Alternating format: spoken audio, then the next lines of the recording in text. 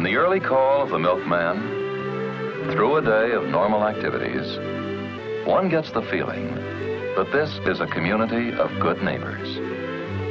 The kind of a place you'd like to live in, perhaps grow old in. The kind of a place you'd take pride in, that a great many people take pride in. That's my town. What's making it all tick?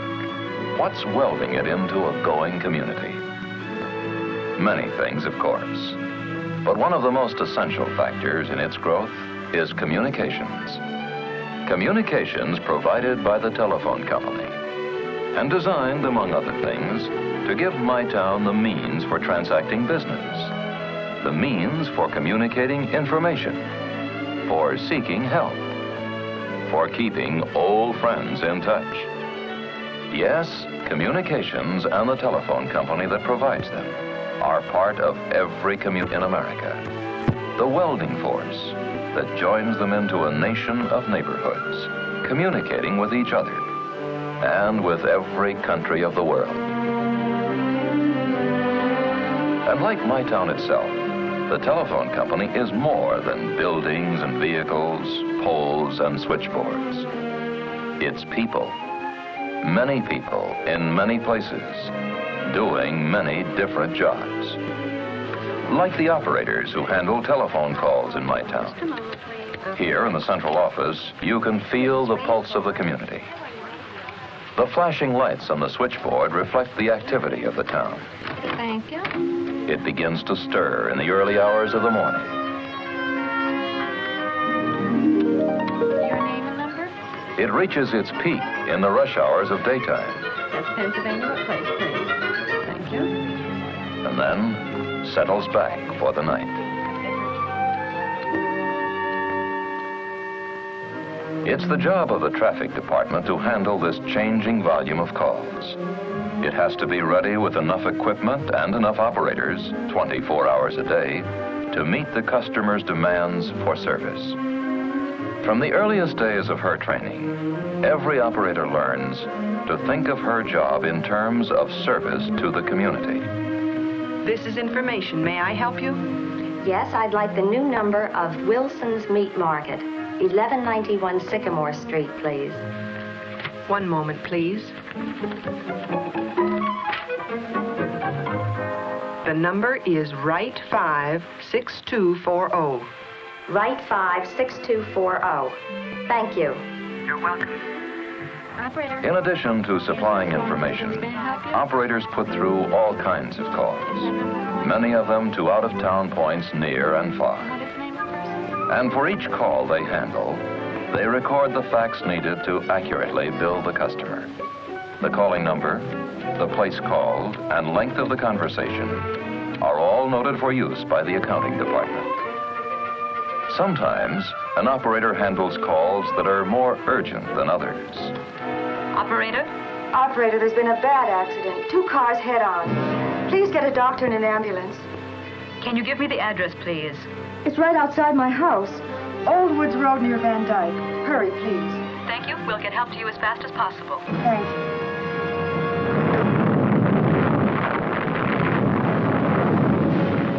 The telephone operator's tradition of staying on the job in times of disaster is well known. It's a responsibility they willingly accept and take pride in.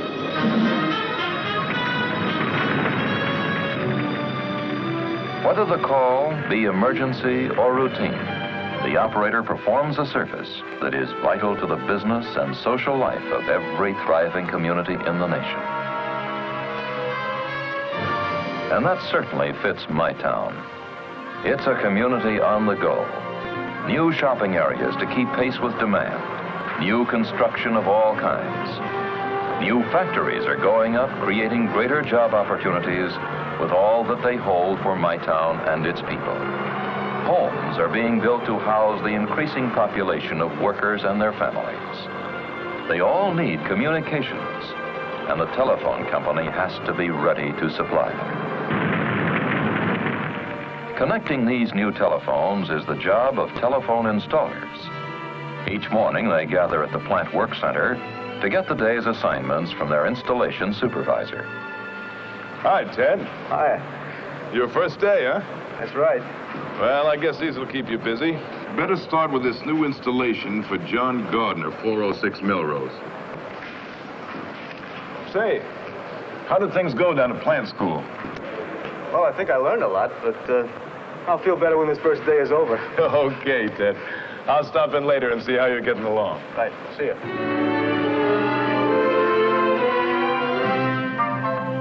Hi. Hi. Is this your house? Yep. Could you tell me something? Sure, if I can. Where does this wire go? Well, you see, this is a telephone wire. And it's going to run from your house to the big cable on top of that pole. How come it's so big on the pole and so little down here? That cable's got about 100 wires inside of it, and each one of them connects to a phone in somebody's home or office. The cable then travels from pole to pole until it reaches our central office, where all the little wires are connected to switching equipment. The switching equipment completes the phone calls automatically, or sends them to the operator. Then your phones will be ready for service. That is, they will be as soon as I hook them up. Well, I'm on my way to the store. So long. So long, son. I'll have them hooked up by the time you get back.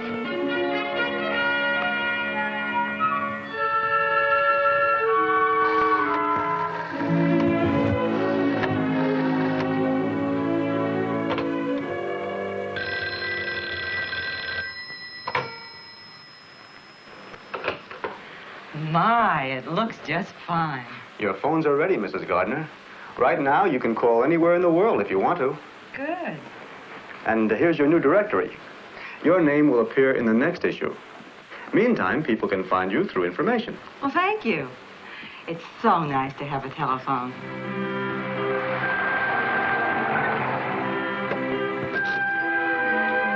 Hi, Ted.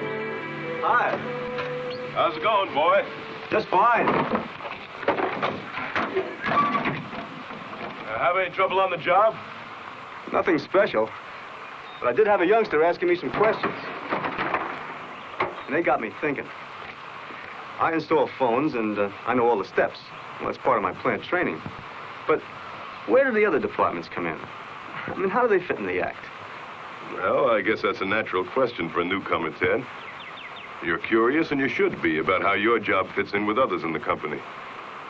Well, it's kind of a big order, Ted. But I can tell you this. All of us in the telephone company are organized to do just one thing. To give people good telephone service. Now, to do that, and do it right, takes a lot of people with a lot of different skills. Now, I know you've been through this at the plant school, but let's just review it. Say there's a new family, like the Gardners here, moved to my town and want telephone service. Chances are someone in the family goes to the telephone office and puts in an order. Or the order could be telephoned in. Either way, it's handled by one of our service representatives in the commercial department. The service rep makes the customer feel at home, gets the name and address, and how the name is to be listed in the directory. You see, she wants to be sure the customer gets complete telephone service. These days, homes have telephones wherever it's convenient. And that's as it should be. They want their extensions where they'll be of most value. It could be indoors, say the bedroom, or outdoors on a terrace. And we installers can be of help. For instance, you'll find that you have lots of chances to suggest locations for telephones while you're working. It's all part of doing a good job. But let's get back to Mrs. Gardner's request for service, right? Now, once the order is placed, commercial goes right to work on it. First off, a copy of the order with all the details is sent to the plant department. There, a clerk assigns the necessary facilities to do the job, including central office lines and outside equipment. Simultaneously, directory, traffic, and accounting people receive identical copies of the order, so they can prepare their records for the new customer. The plant installation copy of that order comes to me, and I assign the work to you fellows each morning. Now, while you were hooking up the line for Mrs. Gardner's phone, the frame man in the central office was connecting it to the switching equipment.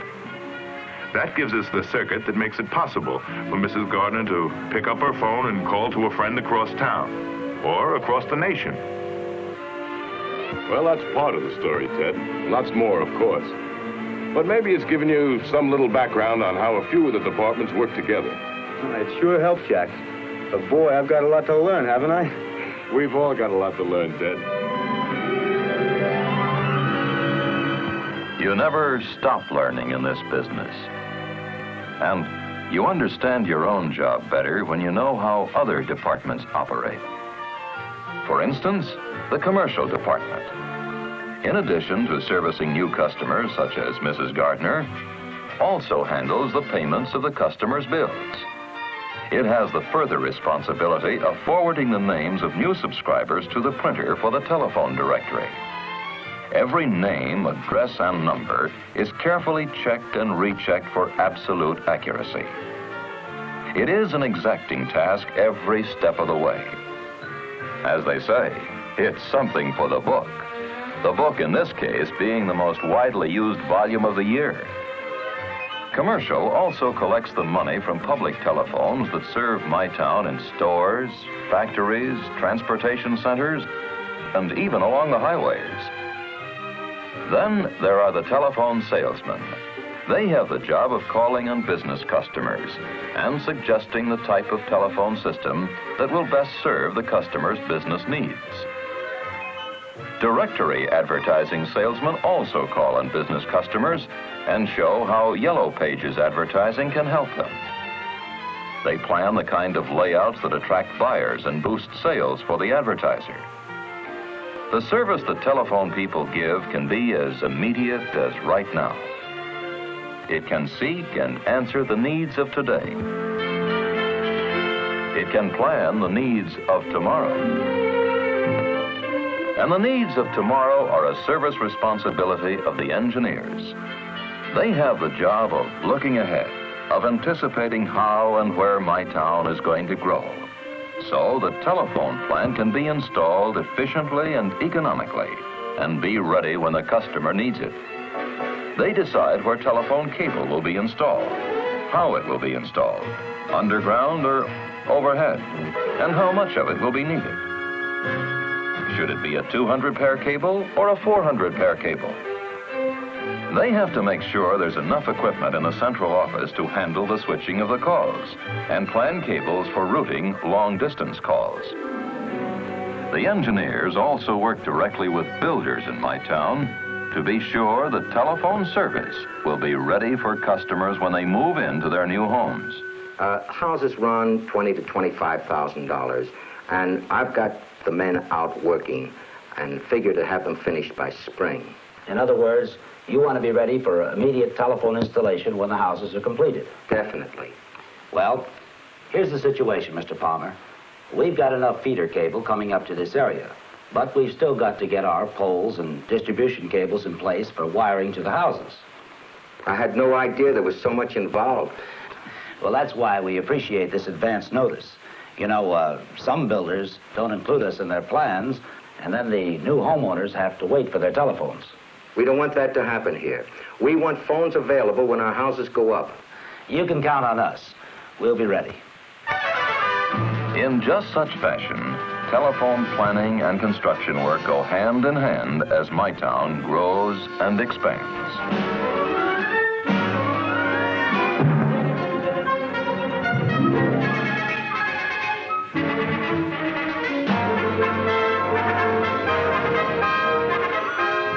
Poles are set.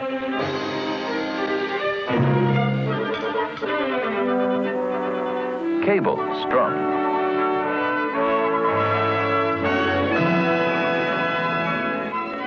Terminals go in.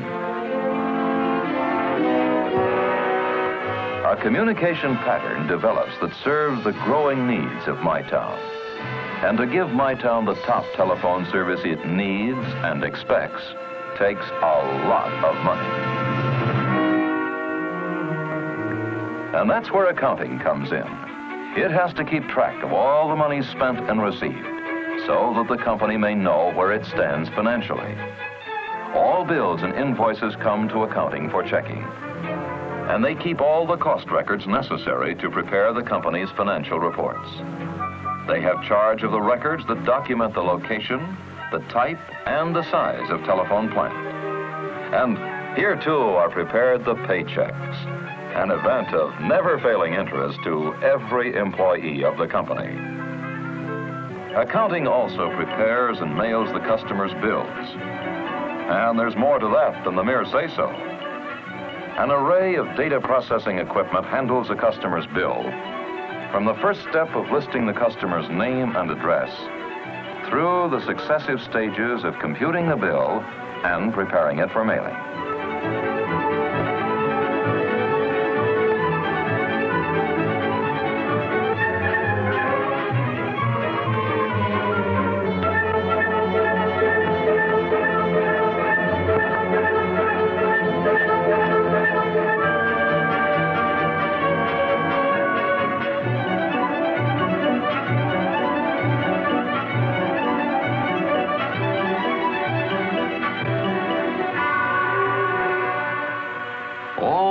Town, telephones are bringing people together. Bradford's Jewelry? May I speak to Mr. Bradford, please? Thank you, Mrs. Chase. I'll have the order over in about an hour. Hi. Going to the dance? My town gym. Sure. Arnold speaking. Why, hello, Pete. How's things in my town? Things are pretty good in my town. There's a sense of growing prosperity, growing pride, growing happiness. And the telephone company is a grateful participant. Now, we've seen the parts played by the various operating departments, such as traffic, whose operators handle many of the calls. Plant, which installs and maintains the equipment. Engineering, where all the planning and designing are done. Commercial, which is responsible for many customer services. And finally, accounting, where all the financial records are prepared. Working in support of these operating units are the company's staff departments, such as personnel. Personnel helps to develop and train people in all levels of employment. They handle benefit and pension plans, pleasant reminders of earlier days. They also watch over the health of the employees and arrange for medical attention whenever they need it. An equally important staff section is the legal department, which checks all company contracts and represents the company in court actions. Public relations is also one of the company staff departments. It is largely responsible for keeping the public informed about the company. Its members write news releases for the community newspapers.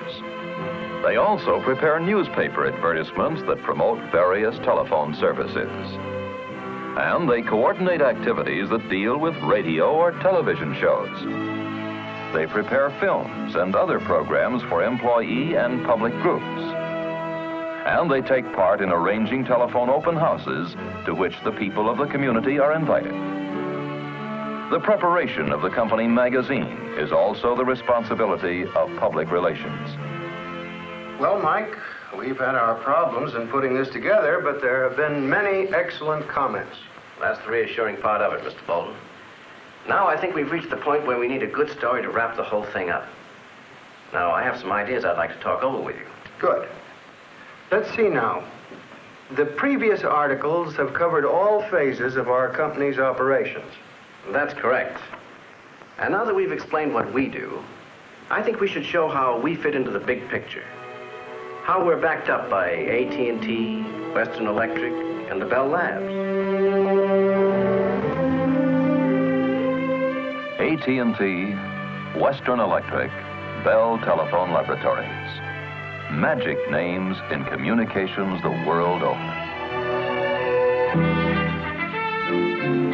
Let's start with AT&T, the parent company which coordinates the activities and policies of all the companies in the system. Each of the operating companies serves a specific area of the United States and Canada. Each has its own duties and responsibilities, but all work closely with AT&T, which provides advice and assistance whenever needed.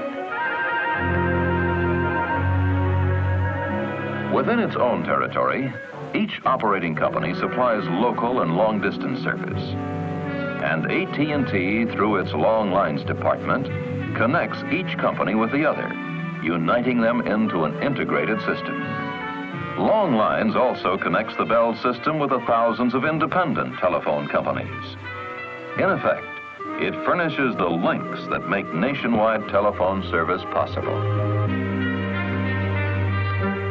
It builds and operates the radio relay towers that carry calls across the continent. It supervises the laying of underwater cables that enable people to call across the seas.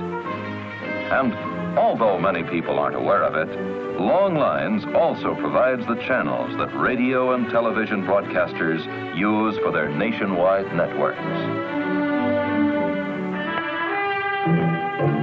Western Electric is an equally important partner of the Bell system. It serves as the system's manufacturing arm. And from its plants throughout the country come the millions and millions of telephones that the Bell companies require to serve a growing nation. Western also produces the vast amounts of cable that are needed to interconnect all these telephones. And it builds and installs the dial switching equipment and switchboards used in most central offices. In addition to manufacturing cable and communication equipment, Western also serves as the supplier for the entire Bell system. This means that the companies not only depend on it for their telephone apparatus, but also their other everyday supplies, such as paper clips, typewriter ribbon, and anything else they need.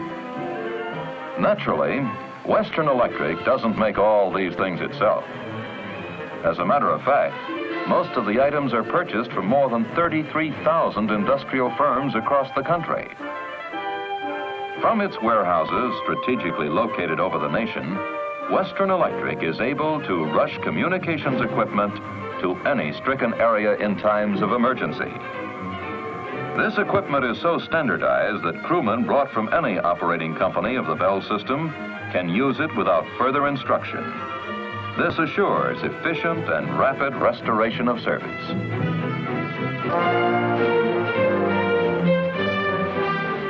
Then there is the extremely important part that both Western Electric and the Bell Telephone Laboratories are playing in building the nation's military defense system.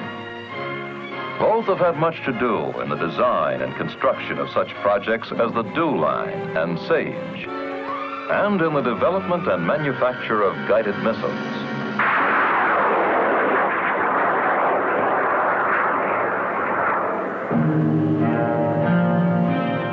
Bell Telephone Laboratories is the research and development partner in the Bell system. It is one of the largest and most experienced industrial laboratories in the world. And it is uniquely qualified to do the design work for both military and civilian communications equipment. Its job is to provide America with the communications of the future, as it has already designed the communications of the present. The laboratory's modern research centers are staffed by scientists and engineers planning years ahead, searching, designing, seeking new knowledge and new understanding. Their aim is to continually develop better tools and equipment to improve telephone service, and to do it in such a way as to assure efficient and economic operation. The achievements of Bell Laboratories researchers are many, ranging through all branches of the communications field. One of their latest advances in telephone progress is leading to new systems of automatically switching telephone calls. These systems are so radical in design that they promise to bring tomorrow's customers a multitude of almost undreamed of services. The tiny device which will make these electronic switching systems possible is the revolutionary transistor. Invented at the laboratories, the transistor brought Bell scientists one of the 2 Nobel Prizes they have won for discoveries in physics.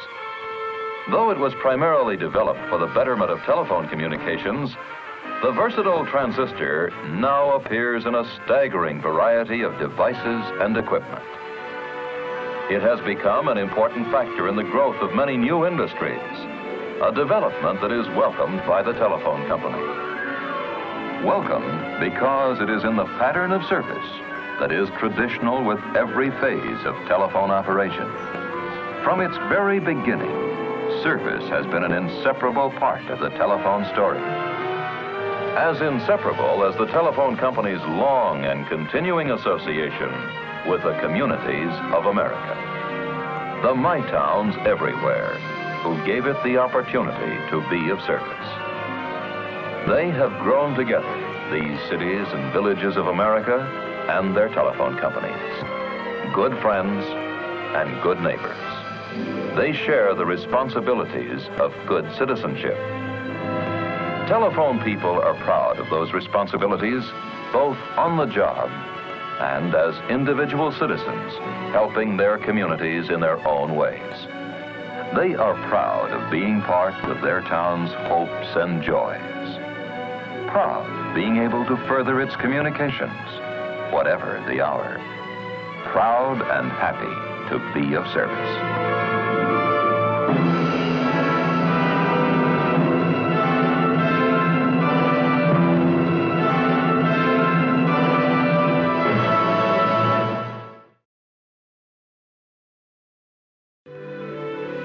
From the early call of the milkman, through a day of normal activities, one gets the feeling that this is a community of good neighbors.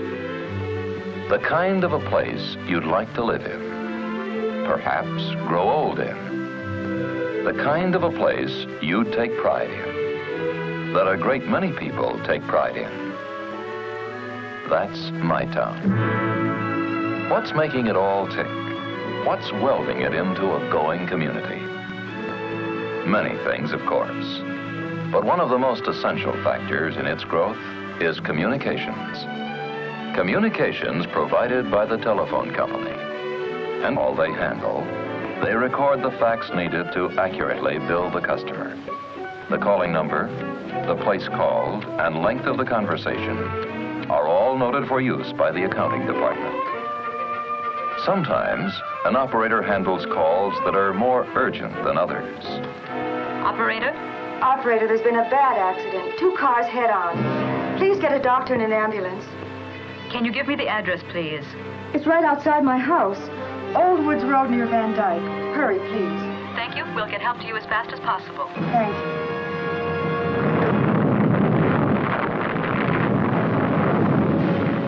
The telephone operator's tradition of staying on the job in times of disaster is well known. To meet the customer's demands for service. From the earliest days of her training, every operator learns to think of her job in terms of service to the community. This is information. May I help you? Yes, I'd like the new number of Wilson's Meat Market, 1191 Sycamore Street, please. One moment, please. The number is Right 5 6240. Right 5 6240. Thank you. You're welcome. Operator. In addition to supplying information, operators put through all kinds of calls, many of them to out-of-town points near and far. And for each call, different jobs. Like the operators who handle telephone calls in my town. Here in the central office, you can feel the pulse of the community. The flashing lights on the switchboard reflect the activity of the town. Thank you.